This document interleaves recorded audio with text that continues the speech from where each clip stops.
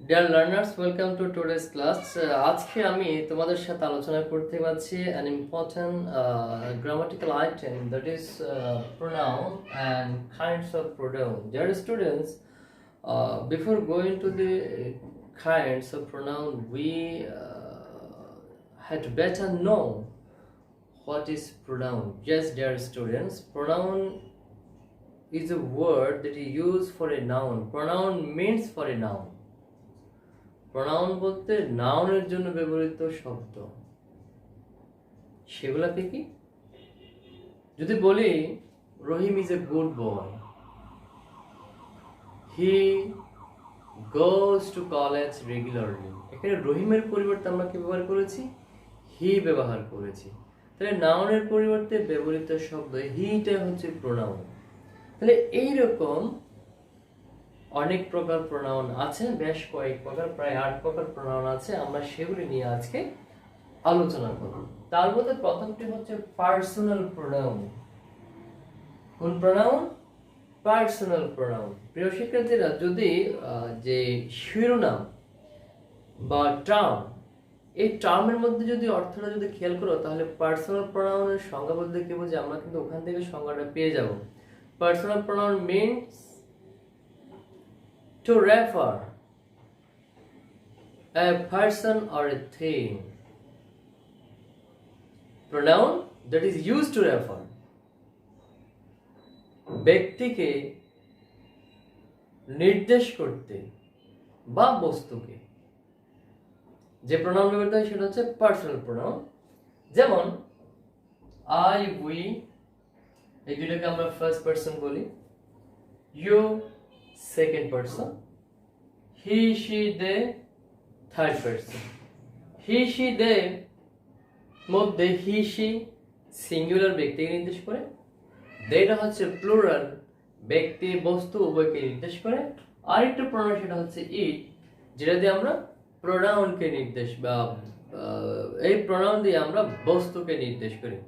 যদিও personal pronoun, তারপরে অধিকাংশ প্রোনাউন ব্যক্তি, তবে আমরা দেখতে পাচ্ছি এখানে দুইটা বস্তুকে নির্দেশ করতে ব্যবহৃত হয়। দুইটার মধ্যে আবার দ্যাটা ব্যক্তি বস্তু উভয়কে বোঝায়, এটা শুধু বস্তুর ক্ষেত্রে ব্যবহৃত হয়।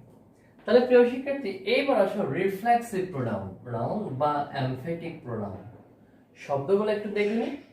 My self, ourselves, yourself বা yourselves, himself, herself, themselves. অর্থাৎ যে প্রোনাউনের শেষে সেলফ বা সেলফ যুক্ত হয়, সেলফ হচ্ছে সিঙ্গুলার প্রোনাউনের সাথে যুক্ত হয়, সেলফস প্লুরাল প্রোনাউনের সাথে যুক্ত হয়। এবার আসো রিফ্লেক্সিভ প্রোনাউন বলতে আমরা কি বুঝি। রিফ্লেক্সিভ প্রোনাউন এই প্রোনাউনগুলি দিয়ে যদি সাবজেক্ট এবং অবজেক্ট একই ব্যক্তিকে নির্দেশ করে, সেক্ষেত্রে আমরা এগুলোকে রিফ্লেক্সিভ প্রোনাউন বলবো। যেমন হি কিল্ড হিমসেলফ, সে নিজেকে হত্যা করলো, মানে আত্মহত্যা করলো। হি এবং হিমসেলফ এক ব্যক্তিকে বোঝাচ্ছে। আবার যদি বলি he himself kill the man, সে নিজেই লোকটিকে হত্যা করলো। যদি এই প্রোনাউনগুলো যদি সাবজেক্টের পরিবর্তে যদি সাবজেক্টের উপর জোর প্রদান করে, আবার অবজেক্টের পরিবর্তে যদি অবজেক্টকে জোর প্রদান করে, সেক্ষেত্রে আমরা এগুলোকে বলবো এমফেটিক প্রোনাউন। এমফেটিক মানে জোর প্রদান করা। তাহলে জিনিসটা ক্লিয়ার হয়েছে প্রিয় শিক্ষার্থীরা। এবার আসো 3 নম্বর, demonstrative pronoun. Demonstrative means demonstration, to point out, নির্দেশ করা, কোনো ব্যক্তি বা বস্তুকে নির্দেশ করা। এই নির্দেশ করার জন্য যে প্রোনাউনগুলো ব্যবহৃত সেগুলো হচ্ছে দিস, দ্যাট, দুইটা হচ্ছে সিঙ্গুলার।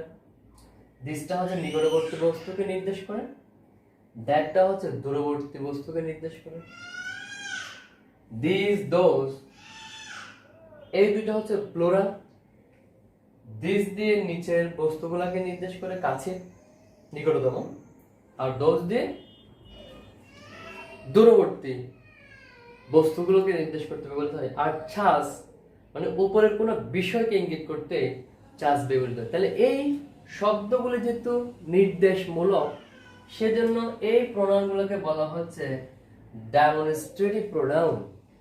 এবার আসো প্রিয় শিক্ষার্থীরা, ইনডেফিনিট প্রোনাউন। ইনডেফিনিট প্রোনাউন বলতে টু রেফার ইন জেনারেল, অর্থাৎ pronoun that is use to refer in general someone or something, কোনো ব্যক্তি বা বস্তুকে সাধারণভাবে নির্দেশ করতে, সাধারণভাবে বোঝাতে ব্যবহৃত হয়। সাধারণ, ইন জেনারেল, ইনডেফিনিট, সেই প্রোনাউনগুলো হচ্ছে anyone, anybody, someone, somebody, something, anything, something.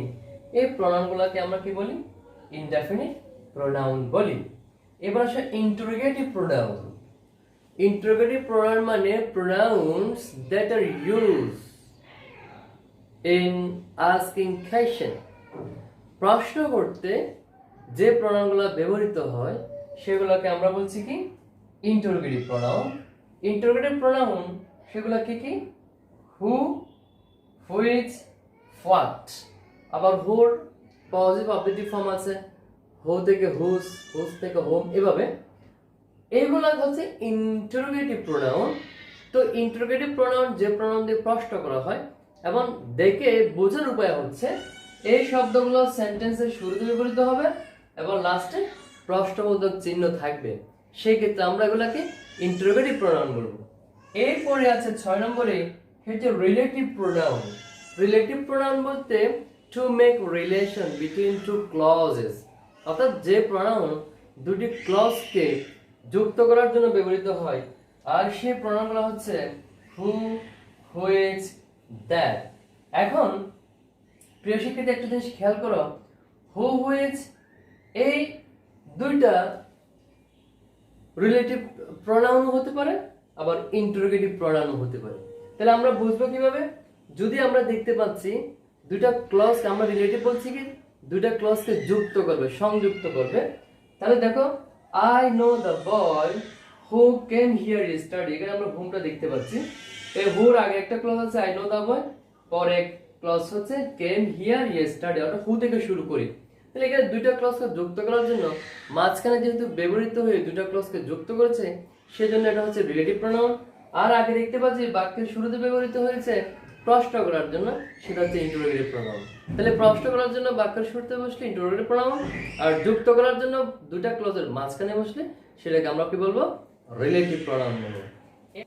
তাহলে প্রিয় শিক্ষার্থী, এবার আমরা আলোচনা করব নাম্বার 7, সেটা হচ্ছে ডিস্ট্রিবিউটিভ প্রোনাউন। ডিস্ট্রিবিউটিভ শব্দের অর্থ হচ্ছে বিভাজন বা বণ্টন, অর্থাৎ যে প্রোনাউন দিয়ে প্রত্যেককে বণ্টন বা বিভাজন বোঝায় সেরকম প্রোনাউনগুলো হচ্ছে ইচ, আইদার, নাইদার। তাহলে প্রিয় শিক্ষার্থীরা, ইচ, আইদার, নাইদার এরকম প্রোনাউনগুলোকে আমরা কি প্রোনাউন বলবো? ডিস্ট্রিবিউটিভ প্রোনাউন বলবো। এবার আসে লাস্ট ওয়ান, সেটা হচ্ছে রেসিপ্রোকাল প্রোনাউন। রেসিপ্রোকাল শব্দের অর্থ হচ্ছে প্রিয় শিক্ষার্থীরা পারস্পরিক, মিউচুয়াল, অর্থাৎ পরস্পরের মধ্যে কোনো অ্যাকশন, কোনো কিছু সংঘটিত হওয়া, সেটা দুইয়ের মধ্যে হতে পারে, দুইয়ের অধিক ব্যক্তি বা বস্তুর মধ্যে হতে পারে। ওইরকম শব্দ হচ্ছে দুইটি। যদি দুইয়ের মধ্যে হয় আমরা প্রোনাউন বলবো ইচ আদার। ইচ আদার দুইয়ের মধ্যে, দুই ব্যক্তি বা বস্তুর মধ্যে যদি কোনো অ্যাকশন সংঘটিত হয় সেটাকে আমরা বলবো, দুইয়ের জন্য আমরা ইচ আদার ব্যবহার করব। আর দুইয়ের অধিক ব্যক্তি বা বস্তুর মধ্যে যদি কোনো অ্যাকশন সংঘটিত হয় সেটার জন্য আমরা ওয়ান অ্যানাদার এই প্রোনাউনটি ব্যবহার করব। তাহলে প্রিয় শিক্ষার্থীরা, আমরা দেখতে 8টি প্রোনাউন নিয়ে আলোচনা করলাম। আর একটু তোমাদের সুবিধার্থে বলি, প্রথমটা হচ্ছে রেসিপ্রোকাল প্রোনাউন, 2 নম্বর হচ্ছে রিফ্লেক্সিভ প্রোনাউন বা এমফ্যাটিক প্রোনাউন, 3 নম্বর হচ্ছে ডেমনস্ট্রেটিভ প্রোনাউন, 4 নম্বর হচ্ছে ইনডেফিনিট প্রোনাউন, 5 নম্বর হচ্ছে ইন্টারোগেটিভ প্রোনাউন, 6 নম্বর হচ্ছে রিলেটিভ প্রোনাউন, 7 নম্বর হচ্ছে ডিস্ট্রিবিউটিভ প্রোনাউন, 8 নম্বর হচ্ছে রেসিপ্রোকাল প্রোনাউন। তাহলে প্রিয় শিক্ষার্থীরা, আশা করছি তোমরা আজকের ক্লাসটি বুঝেছো। আগামী ক্লাসটা আমাদের এখানে শেষ করছি। আল্লাহ হাফেজ, ভালো থেকো।